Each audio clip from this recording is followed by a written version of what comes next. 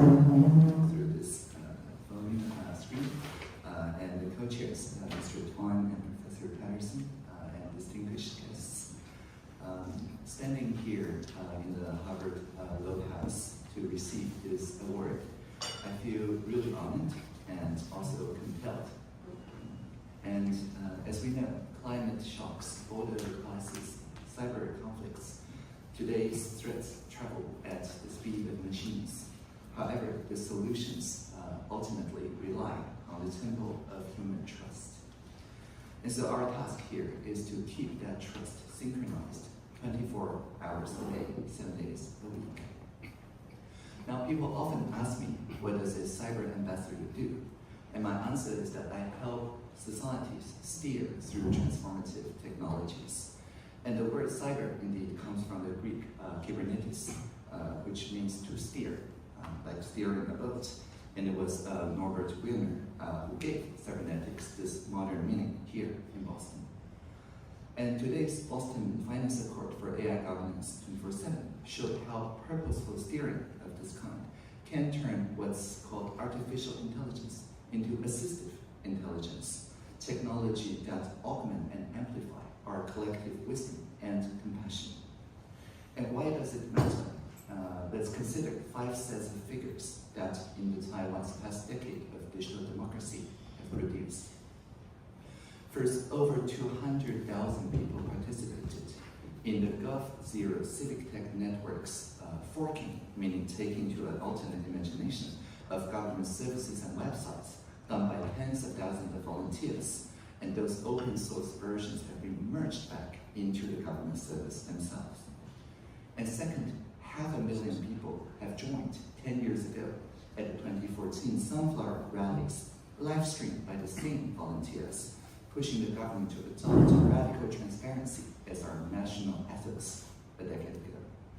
And then after that, the Join the Gov.tw platform, visited today by tens of thousands of people every day, have given everyone in Taiwan a direct voice in policy. And the earlier prototype, the V-Taiwan project, has seen more than 80% of issues deliberated on the platform, led to decisive government action.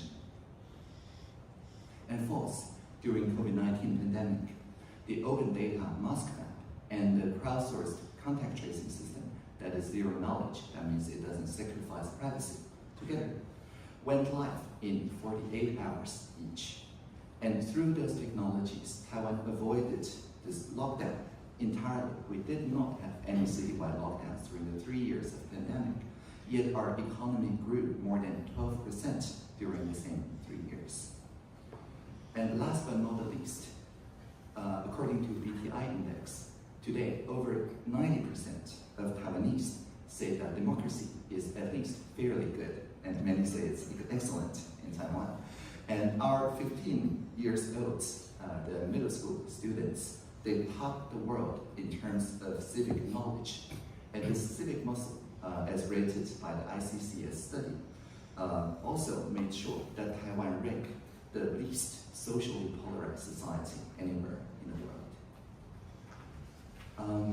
However, no democracy is an island, not even Taiwan. And so the same civic muscles must expand across oceans, cultures, time zones. Because when one society's guardrails wobble, tremors ripple everywhere. So I accept this award on behalf of communities that made those numbers possible. And our lesson is very simple. Sunlight is an immunization against manipulation. And that is the lesson of every number that I just shared. So looking ahead, I would like to pledge 2 principles. The first, I call pro-social participation. Every stakeholder, every startup, every civil society group deserves a real-time seat at a policy table that can close the loop in real time. We already see pilots in Bowling Green, Kentucky. If you search for whatcouldbgb.com, you can see the platform. And in California, Engaged California. These platforms are bringing already the Taiwan model here to the US. And the second principle I call plurality over polarization. Because diversity is not noise, it is a chorus. deliberative systems, conversation networks, must surface those uncommon shared ground without erasing minority insight, proving that the remedy for polarization is not fewer voices, but more choices. And again, here in the US, we're happy to see that the Utah Digital Choice Act now paves the ground of freedom of movement across social networks here in the US. Now, let me end by returning to the beginning, by reading a poem that I wrote in 2016, which is my job description, and it goes like this. When we see Internet of Things, let's make it an Internet of beings. When we see virtual reality, let's make it a shared reality. When we see machine learning, let's make it collaborative learning. When we see user experience, let's make it about human experience. And whenever we hear that the singularity is near, let us always remember the plurality is here. May 2025 be remembered as the year that we chose transparency over fear.